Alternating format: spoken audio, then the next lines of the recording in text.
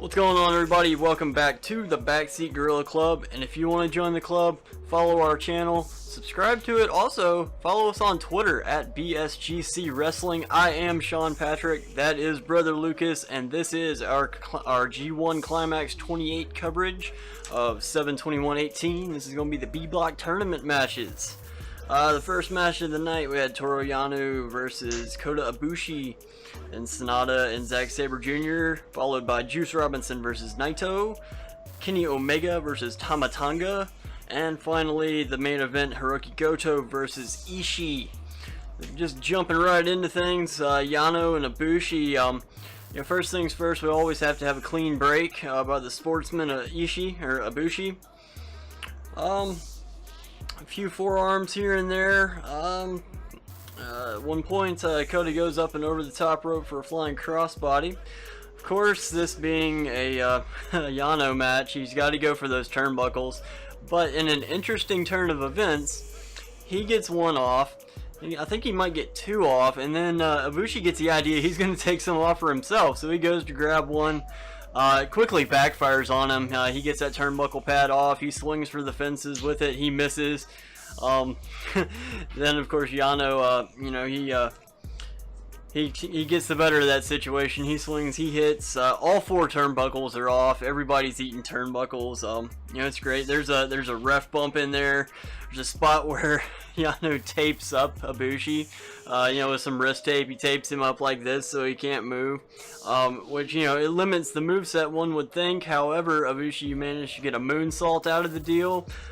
There's some offense where he had those taped hands wrapped around the neck of Yano there. There was a ref bump in there, and of course the low blow. And then a chop block, and believe it or not, Yano picked up the victory on this one. Yeah. Crazy as it is, Yano wins. Yeah, so there was one spot I really liked too where he lost his tape at one point and he just reached into his shorts and pulled out another roll. So that was cool. It's you can't, I already planned for this. You can't, I went into the ring to get the first one, but I had a spare somehow. I should have just went for that one. That was interesting. The next match was Sonata versus Zack Sabre Jr. And so the story of this match, basically, to be up front, is Sonata decides to wrestle Zack tit for tat, doing everything Zack can do, kind of showing him up. Every move that Zack does, Sonata just tries to do the same thing. He gets out of it and reverses it. So, Zack tries to do the snap mirror, Sonata flips out of it, and then they get into this spot with a full Nelson. So Zack gets him a full Nelson, Sonata slips out of it in one way, then Zack slips out of it in another way. He puts his foot up through Sonata's hands, and gets out of it that way. And then they do the thing where they drop down and try to do the pin thing, and they get pulled back up and back into the full Nelsons. That went on for a while, and I liked what they did with that. They did spots like that where they just kept on showing that Sonata was able to hang with Zack in the technical wrestling department. And so they had a couple really cool pinning combinations that they were going so quick, but it wasn't just one of those things where everyone's just rolling around in the one count. It wasn't garbage. It was really cool. They just kept on flipping around into different pinning combos. At one point, Zack starts twisting on Sonata's leg and tries to put him in a bow and arrow, but Sonata gets out of it. And then Zack starts getting him into these arm locks, and then gets him in a stranglehold. And then they get the same thing they did in the full Nelson. They start doing the stranglehold where they're reversing it, trying to get into each other, flipping out of it. And the stranglehold is when you're using the guy's arms like this, they're pulling from behind and their own arms are choking them. So after that, they start trading European uppercuts, because that's how Zack likes to hit. And so Sonata, instead of just going to the forearm spots that he normally goes to right after that, it was European for European uppercut. And then they did another spot where they had trying to go for the backslide, and the same thing, reverse to it, trying to go into it, the other guy's arms. There's a skull end tease.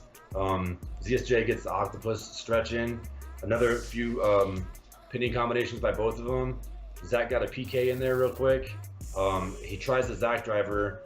Then there's one more skull end tease, and then really Zack tries to do his bridging pin. Sonata gets out of it, and then he does the O'Connor roll into the bridging pin, which is where he won his last match, and he wins that way. He wins with that O'Connor roll bridge, and yeah, it was just a really cool match to see Sonata. He's normally showcasing his athleticism, and that wasn't really the story here. It was more about the wrestling, like how he can do the same things I can do, and so yeah, that was cool. It certainly was just it was a match of everything you can do, I can do better. Yep. It was mirror images all the way around. Great match. Yeah. After that, we had Juice Robinson versus Naito, and the story of this match is nothing more than Juice Robinson's injured hand. Naito attacks it immediately. He keeps attacking it throughout the match. You know, at some points he's kicking the hand. You know, he'll have him in a hold or something, and you know, instead of trying to break the hold a traditional way, he'll just attack the hand, which is an instant crippling maneuver on the Juice. Man, there's some forearms in there. Yeah, that's the part where there's a bunch of forearms exchanged, and Juice thinks a hand's coming, so he's just going for it, and ends up getting kicked in the hand instead. I had a flying senton on a Naito. That was nice. Let's see. There's a couple of times where Juice, he's trying to, get his energy back, trying to hulk up a little bit if you can. It's just too much for him. Cannonball, power bomb by Juice. That comes into a near fall. And you take it from here, because I've lost my paper. Alright, so yeah, there's a part where Naito does his normal sweep and leg sweep and drop kick, and this time Juice tries to throw his hand up and he kicks the hand. I think you said that part, but they get on the outside and Naito starts stomping on Juice's hand. From there he slams his hand on the apron. Like you said, it's just all working that hand. There's an eye gouge by Naito at one point, and then Juice gets a full Nelson slam in there. And so Juice is trying to hit his punches. The Juice punches, and then Naito spits in his face, stops that. Juice hits a pretty nice spine buster. One cool spot too that I really liked was they went up top, and Naito was trying to do a top rope Hurricane Rana, and Juice rolled through into a near fall for a sunset flip. It was really cool, and it's I could see Juice winning only in a way like that against Naito, some kind of roll up. So when they do that, it looks legit. So Juice tries a superplex. Naito fights out of it, doesn't get it, but Juice is standing on the middle rope, and he hits a fallaway slam from there, which is pretty cool. There's a couple of Destino teases. He finally gets a half a Destino because Juice catches him in the middle of one, but then he just finishes it anyway, but Juice kicks out of the half, and then Naito hits the full Destino at the end. Juice got wore down so much, his hand was destroyed, and Naito got the win. Yeah, that was a good one. Naito's moving on. Well, he's moving on anyway. But Tama Tonga and Kenny. Alright, this is a fun one because there's a jump by Tanaloa, straight off before the bell. Everything just a beat down. Total disrespect of the IWGP Championship belt. By Tama. He throws it down, he kicks it out of the ring. I don't need your belt. See, they do a spot, they're just attacking Kenny in the corner, they're running in. Bad Luck Fale's out there. He goes for a Bad Luck Falls, ends up getting hit by a V-trigger. Chase Owens, he comes in. Finally the ring clears off and we have nothing but Kenny Omega. Then the bell rings. Then suicide dive by Kenny onto everybody. Bullet Club OG and the Elite as well. Man, we have a spear out of nowhere by Tamaloa. He was nowhere to be found. He got that spear in. Red Shoes eventually tries to throw everybody out. It's just kind of back and forth from there. Kenny and Tonga, they're going at it. Kenny hits, there's an attempted Kitaro Crusher and then a spinning DDT. Hits the You Can't Escape, he hits that You Can't Escape, but he was caught with the knees. His opponent put the knees up there. There was a V-trigger, Alabama slam by Tonga. Oh man. Alright, nice little exchange. We had a gun stun, a backslide, and a V-trigger, and they were all caught, and they were all countered, and then finally it ends with the V-trigger on that spot, and hard hitting. Man, see, we had a Snapdragon attempt. You know, it was all, you know, Kenny constantly getting countered for the most part, and vice versa as well. It was, you know, just that way. So Kenny got in that cross-legged fisherman's neck breaker. I went for another V trigger. And you know, he was grabbed by Loa during that. Loa found his way back in. He was on the outside, grabbed the leg while Kenny was bouncing off the rope. Then after that, he took a chair and he hit the back of Kenny's knee with that chair, crippling Kenny there for a while. Then there's gun stun attempt. At the very end of the match, Kenny was up. He was about to get dropped on the chair. Red Shoe stepped in. He kicked the chair out of the way. Kenny escaped. There's a one-wing angel attempt. That didn't work. Tonga attempted a Styles clash. That's where the chair was. He had the chair on the mat. And I was going to do a Styles clash on top of that chair. That's cool. Red Shoes end up getting gun stunned. Just obliterated, and from there it was the beatdown by BCOG onto Kenny Omega. Typical gang warfare stuff, you know, just everybody in, knees, legs, whatever they can hit Kenny with, they will. They wrapped a chair around his neck, and at that point in time, Ibushi led the charge with the Bullet Club Elite in tow to break everything up. Good match.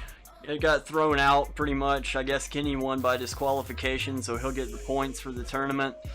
But Red Shoes was injured. He was not able to continue for the 10th match of the evening. Yeah, just beat down BCOG is proving that, hey, this is their Bullet Club and this is the way it's going to be. And if you don't like it, and this is what happens. Yeah.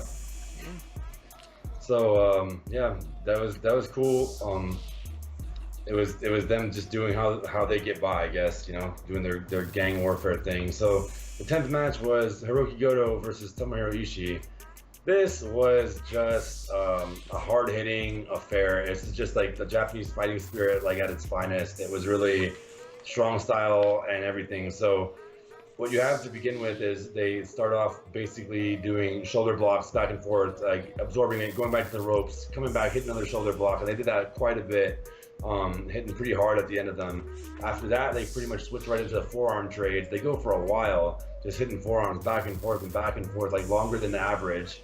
And then finally, Ishii goes down from a shoulder block first. So after that, Ishii gets a power slam off the ropes, and Ishii starts doing what he does best, which is these chops, and gets Goto to go down with those chops.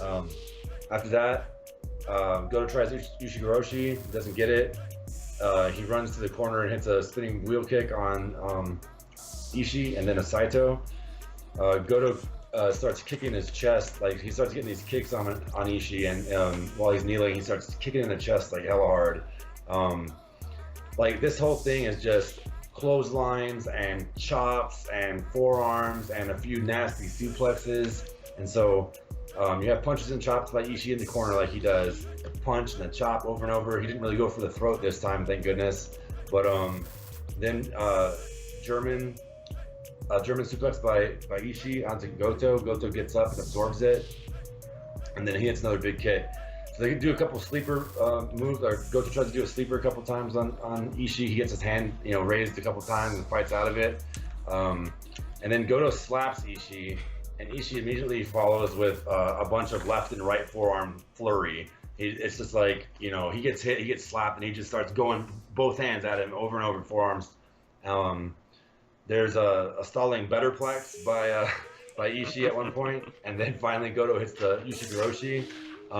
It's looking good for him, and he hits a huge lariat, hits the reverse GTR, but then Ishii gets up, hits a Saito after they tease each other's finish. So Ishii teases the GTR, Goto teases the brainbuster. They do that a couple times. Ishii turns Goto inside out with a clothesline. There's one more kick and a headbutt exchange by Goto, Ishii.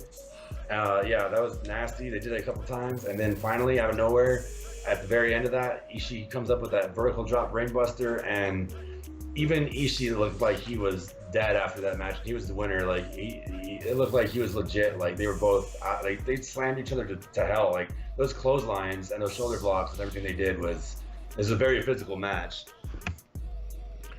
Yeah, they've been doing this spot that I really enjoy. I call it the desk toy move. You know, that desk toy with all the little balls. So you hit one ball and then the other ball moves, and you hit the other ball moves. Yeah, back and forth and back and forth. You know. Yeah. But yeah, this thing, it was just two bowls in a china shop the entire match. Hard hitting. I don't think I've ever seen anybody hit so many hard shots so many times in one match. Yeah. I mean, I've seen these guys go, but man, it was just absolutely brutal. Ishii did get some ringside medical attention at the end of this match, which is something very unusual for New Japan. They normally go to the back before they take care of all that, but there was a doctor ringside. And, man, yeah. Go subscribe to New Japan World. Not sponsored, but hey, show us some love, New Japan. Show us some love. Yeah. And if you want to show us some love, you can hit that subscribe button. You can turn on your bell notifications. You can like our video. Give it a thumbs up. Comment in the section below. Tell us what you want to see, what you want to hear about. And we got our Twitter. BCOG, no, not BCOG, BSGC Wrestling at Twitter. And, I don't know, do we have anything else to plug while we're at it? Nah, not really. Bye. Alright, build the brand. Yeah.